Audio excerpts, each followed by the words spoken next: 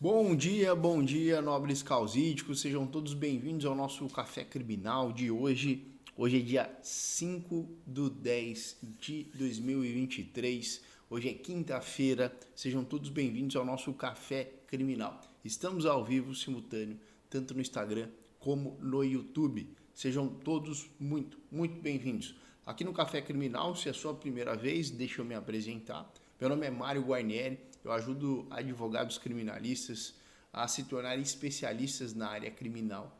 Através do Café Criminal eu repasso aqui conhecimento prático para que vocês possam aplicar no dia a dia de vocês, na advocacia, para obter bons resultados e o melhor direcionamento, a melhor defesa possível para os seus clientes. Eu atuo na área criminal há mais de 12 anos e me proponho aqui a repassar esse conhecimento prático, tá bom? Antes da gente começar, de fato, o Café Criminal, só quero pedir a você uma gentileza. Isso vai me ajudar bastante. Você que está assistindo essa live no YouTube, aqui embaixo tem um canal para você se inscrever, tem um link para você se inscrever. Então já clica no link aqui embaixo, já se inscreve no canal, ativa as notificações e também, se você gostar dessa aula aqui, você deixa o seu like, tá bom? Independente se você está assistindo ao vivo ou depois, faz isso para mim porque é muito importante. Vocês que estão aqui no Instagram, tá bom? Muito bom dia. Aqui embaixo tem um emoji, que é um coraçãozinho. Clica lá no coraçãozinho, porque o like, senta o dedo lá no like, porque isso é importante para mim também. O Instagram entende que essa live é relevante e vai entregar para mais e mais advogados, tá? Então, por favor, me ajudem. Eu tô aqui de madrugada. Hoje eu estou em Los Angeles e aí hoje aqui são exatamente 4 horas da manhã. Mas acordei aqui, compromisso, Café Criminal com vocês para trazer esse tema importante para a gente sentar aqui e conversar. E o tema da aula de hoje é como fazer uma defesa no crime de ameaça. Quais são as circunstâncias que você precisa observar dentro desse delito para que talvez você consiga construir uma tese defensiva sólida, robusta, que de fato vai te dar alguma vantagem ali para tentar a absolvição do seu cliente, tá? Esse é o tema do nosso Café Criminal de hoje, quinta-feira. Deixa eu separar aqui, já coloquei aqui do lado a minha colinha aqui para não esquecer de falar absolutamente nada para vocês hoje no Café Criminal. Bom, durante a aula, pessoal, qualquer momento que tiverem dúvida, quiserem perguntar, só deixar aí nos comentários, tá? No chat, seja no YouTube, seja no Instagram, tá bom? Vamos então começar o nosso Café Criminal de hoje, quinta-feira. Vamos lá. Deixa eu ver aqui, tá tudo bem? Vamos lá. O crime de ameaça, ele está previsto lá no artigo 147 do Código Penal, tá? Tá lá o tipo legal, lá onde está disposto no Código Penal esse tipo de crime. Qual que é a primeira observação que você precisa ter? Essa ameaça do artigo 147 é aquela ameaça em que o autor do crime ele promete um mal injusto. Aí já começa a descrição do tipo penal. Ele vai prometer um mal injusto. Mas, professor, qual que é a diferença entre mal justo e o mal injusto? Quando, por exemplo, esse agente ele promete representar alguém, promete entrar com uma ação contra alguém, promete procurar a corregedoria para no mínimo apurar aquela conduta que ele não acha adequada. Isso não é um mal injusto. Ele pode sancionar aqui, pedir para os órgãos de fiscalização apurar aquela conduta daquele agente naquele momento. E se ele faz essa promessa de futuramente chamar a corregedoria, processar alguém, isso não é um mal injusto. Tá? Isso não é um mal injusto. Então é muito importante que você observe dentro do delito ali, dentro do caso que você vai pegar, se de fato há essa presença do mal injusto. Se esse tipo aí, essa descrição não está presente no caso em que você pegar, se não, você não vislumbrar o mal injusto, esse mal injusto, a ausência dele vai fazer com que seja um ato atípico. Então, a primeira observação que você precisa ter. Tá, professor, como é que eu extraio essa informação se é um mal injusto ou não? Aí vai estar na descrição ali, principalmente no depoimento. Tá? Geralmente, a ameaça se ela não se concretizar na frente de muita gente, vai ficar a palavra do réu contra a palavra da vítima, e você tem que explorar esse depoimento, principalmente da vítima, para entender o que de fato aconteceu. Quando há testemunhas, aí fica mais fácil. Aí as testemunhas podem dizer, não, mas foi algo sério que foi dito ali, você achou que a interpretação da... Não, ele falou que ia processar ele.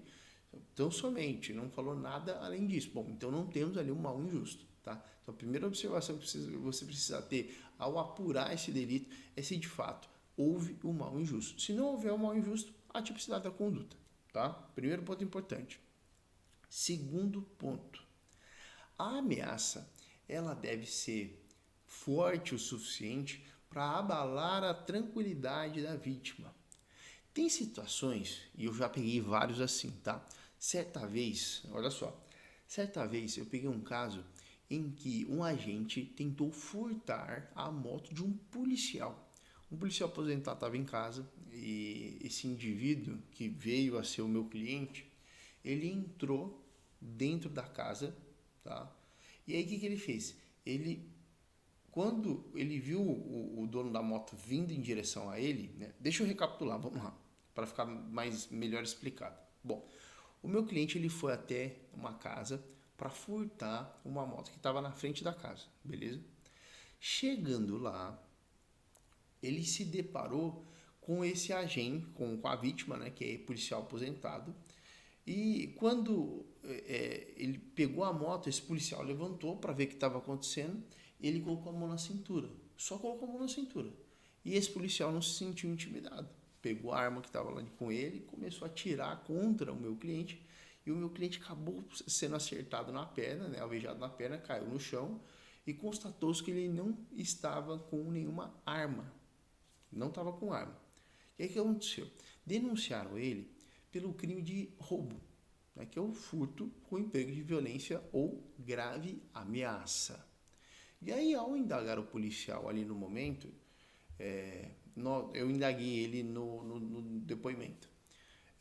Seu fulano, em algum momento o réu ele chegou a falar para o senhor que o senhor teria que entregar a moto, que o senhor teria que fazer algo, senão ele faria algo com o senhor é policial, o senhor sabe como está. Ele falou, não, ele não disse nada, ele permaneceu em silêncio. A única coisa que ele fez foi pôr a mão na cintura.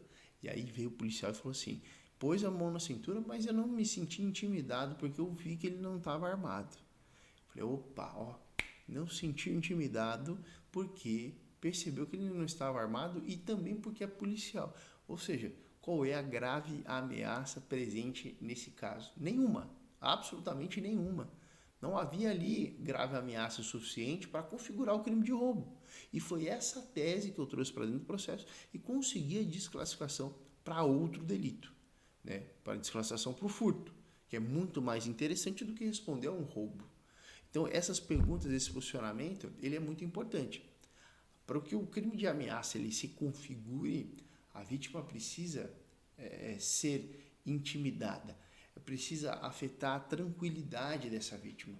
Se essa tranquilidade ela não é afetada, né, não é uma ameaça suficiente para tirar a paz, a tranquilidade da vítima, não há que se falar no crime de ameaça. Tá? É um outro ponto importante. Quando você for observar a vítima narrando ali os fatos, é importante você ficar muito atento, muito atenta a essa situação.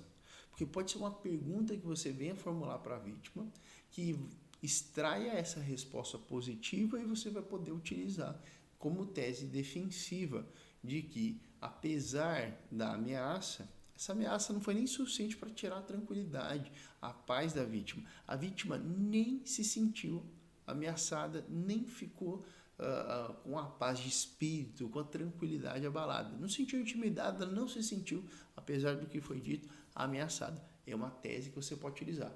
Então, quando o juiz ele passa a palavra ao Ministério Público, o Ministério Público vai iniciar as perguntas para a vítima. E aí, ao formular essas perguntas, fica muito atento ali com as respostas que essa vítima vai dar. como que ela vai narrar o caso, como que ela vai enfrentar o que aconteceu e vai dar a versão dela. Porque a partir da versão dela, você pode encaixar as perguntas importantes para você extrair uma resposta positiva. No sentido, por exemplo, não me senti ameaçado, não me senti ameaçada.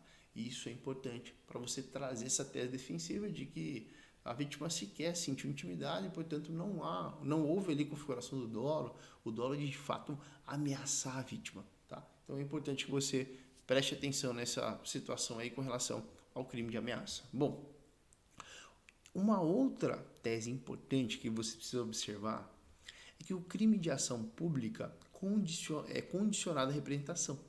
Tá? O crime de ameaça é um crime de ação penal pública condicionado à representação. E o que isso implica na prática? O que isso implica ali para o advogado criminalista observar? Geralmente, quando há uma briga em que uma pessoa é ameaçada e ela se sente ameaçada, qual que é a primeira atitude que ela faz? Vai até a delegacia lavrar um boletim de ocorrência. Tá? O boletim de ocorrência lavrado pela vítima por si só, ele não quer dizer que a vítima representou. Por si só, ele não quer dizer que a vítima representou. Precisa aferir ali dentro daquele boletim de ocorrência se de fato a vítima externalizou a vontade concreta de ver o réu processado. Por quê? A ausência da representação é um fator que vai impedir que o processo pelo crime de ameaça seja instaurado em desfavor do seu cliente.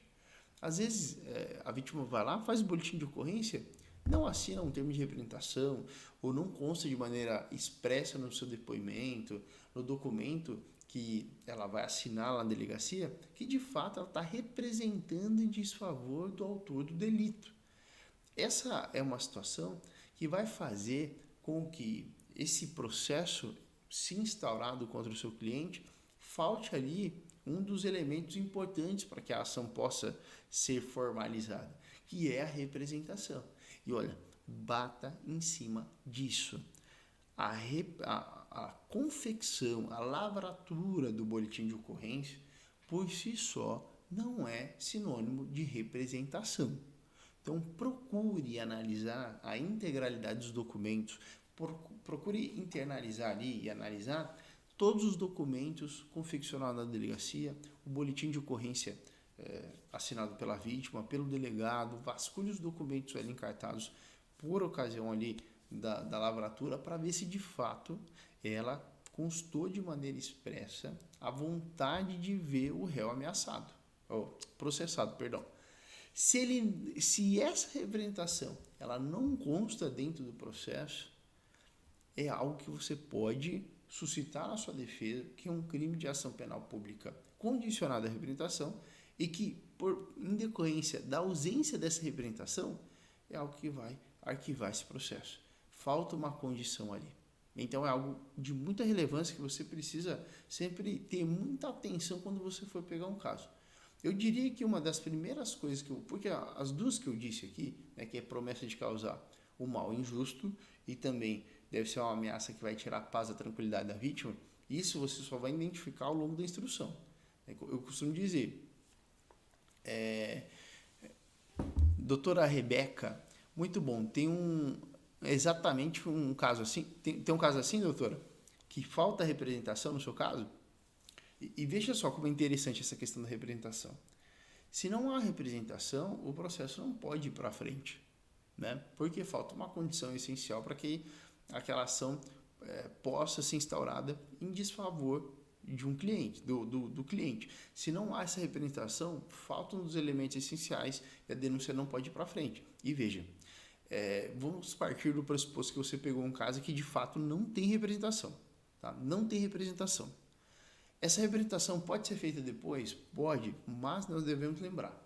Tanto a ação penal pública condicionada à representação, que exige a representação, como também a ação penal privada, que exige ali a queixa-crime, o prazo que a vítima tem para confeccionar ali a queixa-crime através do advogado e distribuir essa ação, ou paralelamente, para fazer essa representação, é de 6 meses.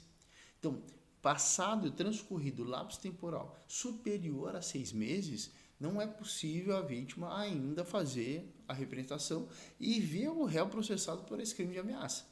Então, tá aí outro ponto importante. Se você verificar que transcorreu mais de 6 meses do dia em que a vítima passou a saber quem é o autor do crime, foi lá, fez o boletim de ocorrência, apontou o nome dele, a partir do momento que ele confecciona o boletim de ocorrência e coloca o nome do réu, quer dizer que sabe quem é. Né? Então, a partir desse momento, começa a fluir o prazo de 6 meses para que a vítima apresente uma representação contra o autor do crime. Se ela não apresenta uma representação contra o autor do crime e transcorre esse lapso temporal de mais de 6 meses transcorrido, não é possível mais fazer a representação. Tá? Mesmo que a vítima faça, mesmo que ela, na frente do juiz, ratifique a intenção, a vontade de tocar esse processo em desfavor do réu, não vai ser possível que ele seja levado adiante. Por quê? Porque falta representação e ela deve ser feita dentro do prazo de 6 meses, a partir do momento em que a vítima passa a entender quem é o autor do crime. Tá? Situação muito importante, você tem que observar e fazer essa tese defensiva e observar principalmente a representação.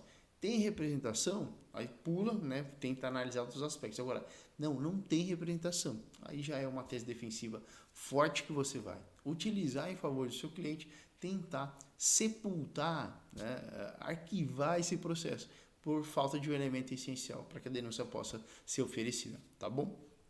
Bom, vamos para a última tese importante aqui dentro do crime de ameaça, tá? Em muitos casos, e eu já peguei vários assim, há uma briga entre vítima e réu, né? E essa briga, ela é uma briga acalorada, é uma briga em que os ânimos estão extremamente exaltados. E tem diversos julgados dos tribunais de justiça, já tribunais superiores, que as ameaças proferidas no calor da emoção, né, sem de fato caracterizar uma ameaça concreta, uma ameaça que tem a probabilidade séria e real de acontecer, aquela ameaça feita no calor da emoção, porque os ânimos estavam exaltados, ela por si só ela não vai configurar o crime de ameaça. Tá? Então veja bem, aquela ameaça que é feita no calor da emoção, no momento em que duas pessoas estão brigando profundamente, que há uma briga generalizada, os ânimos estão exaltados, quando há essa ameaça de uma parte em desfavor da outra, não há que se falar também no crime de ameaça, tá? Por quê? Não há ali o dolo de ameaçar. Não há ali o dolo intencional de tirar a paz ou a tranquilidade da vítima ali prometendo mal justo. Na verdade, o que se tem ali é uma briga acalorada em que, no calor da emoção, naquele momento ali em que ambas as partes estão brigando, essa ameaça foi proferida. Então, diante desse aspecto, dessa briga acalorada, não há o dolo real e direcionado a ameaçar de fato a vítima. E essa briga que está acontecendo vai afastar totalmente a possibilidade de configuração do crime de ameaça. E dentro dessa situação, de uma briga acalorada, essa situação em resposta à acusação vai ser muito difícil você conseguir, assim, já de plano, de maneira, vamos dizer, sumária ali, já conseguir a absolvição do seu cliente, tá? Barão 511, bom dia. Carol, bom dia, seja bem-vinda, Carol. Então, o que vai acontecer, né, nessa situação? É importante que você, ao participar da instrução, você comece a pincelar, extrair elementos favoráveis à sua defesa. Quais elementos favoráveis?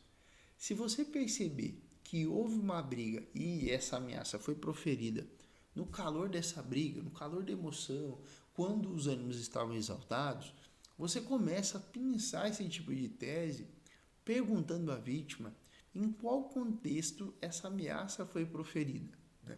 Você começa pelo primeiro elemento, né? Os primeiros elementos da aula de hoje, que é mal injusto e também é uma ameaça grave ao ponto de tirar a tranquilidade da vítima. Olha como a instrução é importante, né? Eu costumo dizer, parafraseando grandes autores da literatura do direito penal, né? A audiência é o coração do processo. A audiência de instrução é o coração do processo. Quando você chega na audiência de instrução, né, de posse desse conhecimento que eu passei aqui hoje, você vai indagar a vítima, por exemplo, fulano te ameaçou? Ameaçou, na minha frente, na frente de um monte de gente. Você se sentiu ameaçado? De fato, tirou sua tranquilidade, isso que ele disse, você, assim, teve a paz, a tranquilidade abalada? Não, doutor, nem me senti, porque eu vi que ele estava bêbado ali, estava uma discussão acalorada, ele veio bêbado e falou isso aí sem pé, sem cabeça. Eu percebi que estava bêbado, não liguei, não levei a sério nem aí. Opa, tem aí uma tese. Qual a tese que é essa aqui? A ameaça, ela não chegou nem a tirar a paz, a tranquilidade da vítima. A própria vítima relatou isso no processo. Então, quando essa ameaça, de fato, a vítima não se sente ameaçada ao ponto de tirar a paz, a tranquilidade dela, não há que se falar na configuração do crime de ameaça. É um ponto que você precisa observar. Outro ponto também é se houve uma briga acalorada, né, que é o último ponto aqui que eu passei na nossa aula de hoje. Vocês estavam ali discutindo e aí o que aconteceu? Ah, doutor, a gente estava discutindo severamente e ali no calor da emoção ele acabou falando que ia me pegar, que ia fazer tal coisa comigo. Mas você acredita que ele falou isso ali em decorrência da briga que vocês estavam tendo? Sim, doutor. Foi uma briga acalorada, eu também falei uns desaforos para ele, e aí ele falou isso, eu não gostei, fui lá, fiz o boletim de ocorrência. Mas foi ali no meio de uma briga, eu acho que de fato ele não tem a intenção de atentar contra mim. Eu acho que foi mais ali no calor de emoção, ali na briga que estava acontecendo. Então, essa situação, ela extrai uma grande e importante tese defensiva, que é a ausência do dolo intencional e real de causar um mal injusto à vítima. Na verdade, essa ameaça ela foi proferida apenas no calor da emoção, durante uma discussão acalorada entre duas pessoas. Nesse caso, não há que se falar no dolo intencional de fato ameaçar essa pessoa, de lhe causar um mal injusto. Ao fazer essa avaliação que eu passei aqui para vocês hoje, eu passei aqui 4 pontos importantes. Existem vários outros pontos importantes dentro do crime de ameaça, tá? Eu aqui separei alguns para trabalhar. Você pode falar, professor, mas tem tal tese que você não trabalhou. Pelo nosso tempo escasso aqui, eu tento aproveitar ele ao máximo e repassar ao máximo o que eu consigo. Eu não consigo entregar exatamente tudo, né? De maneira complementar para trazer aqui para vocês informação completa. Aí isso eu trago lá dentro da Academia Criminalista de Elite, que é o meu curso. Tá? Lá dentro eu entrego todas as teses mastigado, ponto a ponto. É que aqui na nossa live, como a gente tem determinado tempo para fazer, eu não consigo entregar tudo. Mas lá dentro da academia você encontra todas as teses mastigadas, mapa mental, tudo para poder te auxiliar aí nessa defesa. Mas fato é, diante desses elementos aqui, de tudo que eu passei hoje, o advogado que ele fica atento às teses defensivas, ele utiliza em favor dele na audiência de instrução. Tá? Estava conversando com o aluno essa semana, ele me perguntou se algumas situações ele poderia levar a resposta à acusação. E uma coisa que eu quero dizer para vocês, que vai encaixar aqui no crime de ameaça, para você conseguir uma tese defensiva na resposta à acusação, as provas já devem estar ali presentes nos autos. Por exemplo, se no crime de ameaça você vai utilizar ali uma tese defensiva de que a ameaça foi proferida no calor da emoção, não adianta você pegar só o depoimento da vítima lá no inquérito policial e sustentar isso, porque é preliminar, é algo sumário, dificilmente o juiz vai aceitar para arquivar esse processo. E aí essa informação você vai extrair ao longo da instrução, lá durante a audiência de instrução. Então, lançar essa tese em sede de resposta à acusação talvez não seja o momento adequado. Seja importante você esperar a instrução. E aí, quando chegar na instrução, você extrair essa informação da vítima para corroborar a sua defesa. Aí, em sede de alegações penais, você traz para o processo essa defesa. Qual que é a diferença? Quando você vai ventilar alguém em resposta à acusação, para tentar o arquivamento ou absolução sumária do seu cliente, a tese que você vai alegar, ela já tem que estar ali presente no processo. Se a tese que você vai alegar, ela não está clara, flagrante ali no processo, ela ainda depende da dilação probatória, depende da produção de prova. Por exemplo, você quer trazer ali uma situação de que a vítima não se sentiu de fato ameaçada, que foi uma briga no calor da emoção. Mas essa informação você vai extrair da boca da vítima quando ela prestar depoimento lá na audiência de instrução. Apesar de um depoimento já estar ali no inquérito policial, ele por si só não vai ter o condão de levar o arquivamento do processo. Então não é o momento de você adiantar essa tese, tá? Não é o momento de você já ali de plano adiantar o posicionamento para o Ministério Público, inclusive ver qual é a tese que você vai percorrer, né, e acabar com aquela chance não, aquela vantagem que a defesa sempre tem de sempre falar por último no processo. O advogado mal instruído, que não é especialista, ele vai olhar para esse caso aí, ele vai começar a falar tudo de primeira. Vai acabar com a vantagem que ele tem de falar sempre por último processo. Ele vai entregar toda a tese que ele pretende utilizar. O Ministério Público, beleza, já sei o que você vai fazer, vou combater isso aqui porque você vai falar isso. Então, não adiante as suas teses defensivas. Tá? Não adiante. Espera um pouquinho, vai arguir ela em momento oportuno. Tá? E se o que você vai alegar em sede de resposta à acusação depender de dilação probatória, depender da produção de provas, esquece, não fala ali. Guarda um pouquinho, fala depois, não fala nada ali. Aí você vai, durante a audiência de instrução, extrair as informações, as provas que você precisa e só depois dessa audiência de instrução, em sede de alegações finais, falando depois do Ministério Público, aí você vai trazer essa tese defensiva para você, tá? Vejam como esse posicionamento de especialista, ele é importante para que você possa deslanchar na advocacia. Quem não é especialista, adianta as teses, acaba tendo um péssimo resultado e já entrega de bandeja para o Ministério Público o que ele pretende fazer na lei de tese defensiva. Isso é péssimo porque ele já adiantou, ele perdeu toda a vantagem que a defesa tem de falar por último processo. Esses pequenos detalhes aqui que eu anotei para passar para vocês hoje no crime de ameaça, talvez passe batido pelo aventureiro, pelo generalista, pelo advogado que de fato não sabe o que está fazendo. Agora, o especialista não. O especialista, ele aproveita cada vírgula, cada oportunidade que o processo entrega ali para extrair uma tese e conseguir de fato uma boa tese defensiva. Se você observar aqui, são pontos minuciosos que o especialista, ele sabe. Imagina se ele não tem essas informações. Fala, o fulano de tal ameaçou o ciclano. O que eu vou fazer? Não tem nada para fazer. O que eu vou fazer? Vou lá tentar uma pena mínima para ele. Não, meu amigo, o tanto de tese que tem para você trabalhar no crime de ameaça. Será que teve representação? Será que foi um mal injusto? Será que a ameaça foi ao ponto de tirar a paz, a tranquilidade da vítima? Ou não foi, não chegou a esse ponto? Então é importante que o especialista, ele vai ver isso. Ele vai ver essa tese. Ele vai aproveitar cada vírgula, cada tese dessa aqui, ele vai aproveitar. E aí o que acontece? Aí ele tem um resultado expressivo. Às vezes consegue a absolvição do cliente, porque foi pela linha defensiva adequada, pela linha certa de defesa. O generalista não. O generalista ele nem sabe que isso aqui existe. E como ele não sabe essas teses, impossível ele ter bom resultado. Por quê? Porque ele não sabe o que ele está fazendo. Vai acabar fazendo coisa errada, coisa que não devia, ou vai deixar de apresentar uma tese importante. Por quê? Falta de conhecimento. Então, convido vocês a fazer essa reflexão e parar de brincar de advogar. Para de ser generalista. Para de não ter um conhecimento aprofundado. A partir do momento em que você desenvolver essa linha de raciocínio e ter um entendimento profundo sobre a advocacia criminal, de fato entender o que precisa ser feito, quando precisa ser feito e qual é a melhor estratégia, você vai observar que os seus resultados serão outros na advocacia criminal.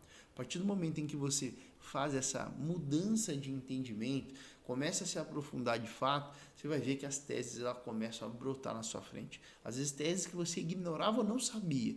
Agora que você virando especialista, você vai poder compreender ela, vai poder utilizar em favor do seu cliente e mais, vai conseguir bons resultados. Mas, professor, só bons resultados? Não. Você tem que entender que o bom resultado é ele que é o elemento que você precisa para sua advocacia ir adiante.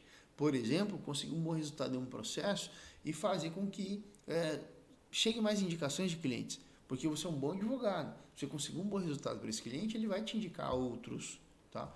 E aí, o cliente indica cliente e você vai montando a sua carteira de clientes. É isso que você precisa observar no seu dia a dia. Agora, se você continuar sempre na mesma, sempre no perrengue de não fazer uma advocacia adequada, não se apresentar e não ser um especialista, ficar ali brincando de advogar, não vai ter resultado, não vai ter mais cliente, não vai poder cobrar bem de um cliente, porque você não tem resultado. Quem que vai querer pagar um advogado que não tem resultado? Então, presta atenção nesses pontos, que eles são importantes se você quer ir longe na advocacia. Se você quer ganhar pouco, ser um advogado que não é reconhecido, que não tem um posicionamento importante no mercado, aí você continua brincando de advogado. Se quiser experimentar qual é a sensação e também aquela questão de ser indicado, de ter vários clientes, de ganhar mais, aí você começa a ser um especialista na área criminal. E eu me proponho aqui a ser essa ponte para você deixar de ser um generalista e se tornar um especialista, sempre trazendo conteúdo e também com a Academia Criminalista de Elite, que é o meu curso, tá bom? Não estou vendendo nada para vocês porque não tem como entrar, só estou mencionando aqui a Academia, que é o meu curso, caso vocês pretendam aprofundar um pouco mais o conhecimento. Logo, em breve, a gente vai ter uma nova turma. Então, se vocês, porventura, pretendem ou têm o desejo de entrar para a academia, daqui a alguns dias eu vou trazer algumas novidades para vocês, principalmente uma questão importante que eu vou fazer para a próxima turma, tá bom? Mas por enquanto é isso. Mais adiante eu trago mais informações sobre a Academia Criminalista de Elite. Pessoal, eu vou encerrar a nossa aula por aqui. Se alguém tiver algum tipo de pergunta, algum tipo de dúvida, pode colocar aqui no chat, tá? Tanto do YouTube como do Instagram. Coloca no chat se tiver alguma dúvida relacionada à aula de hoje que eu vou responder. Fora isso, só agradecer a presença de vocês aqui no Café Criminal. Na semana que vem a gente faz o Café Criminal terça e quinta, tá? Semana que vem não, toda semana, né? Eu faço o Café Criminal toda terça e quinta, tá? Então toda terça e quinta, às 8 horas e 7 minutos, horário de Brasília, eu entro ao vivo aqui para falar sobre um tema importante da advocacia criminal, sempre passando um posicionamento da prática, do dia a dia que você precisa entender para exercer uma boa advocacia. Então não perde o Café Criminal, acontece sempre terça e quinta, às 8 horas e 7 minutos, horário de Brasília, tá bom? Alguém tem dúvida? Alguém tem pergunta? É só deixar no chat que eu vou responder. Dou-lhe uma, dou-lhe duas, dou-lhe três. Ninguém? Bom, se vocês não têm pergunta, se quiserem deixar um elogio também, eu vou me sentir lisonjeado e vai me dar mais força para continuar na minha toada aqui, nas minhas lives aqui do Café Criminal. Se você gostou da aula, já deixa o seu like, tá? Pedir, pessoal, me ajuda. Você que está no Instagram aqui embaixo, tem uns emojis ali, clica no coraçãozinho várias e várias vezes. Clica bastante ali, que para mim é importante para o Instagram distribuir esse conteúdo para mais e mais pessoas. E você que está no YouTube, também já deixa o seu like no vídeo e se inscreve no canal. Pessoal, vou encerrar por aqui então. Madrugada em Los Angeles, aqui por volta ainda nem deu 5 horas ainda, tá? E aí eu como compromisso que eu tenho com vocês, eu venho aqui sempre fazer o Café Criminal, independente do horário. Bom, vou encerrar por aqui, pessoal. Um grande abraço, fiquem com Deus. Uma ótima quinta-feira a todos vocês. Fui!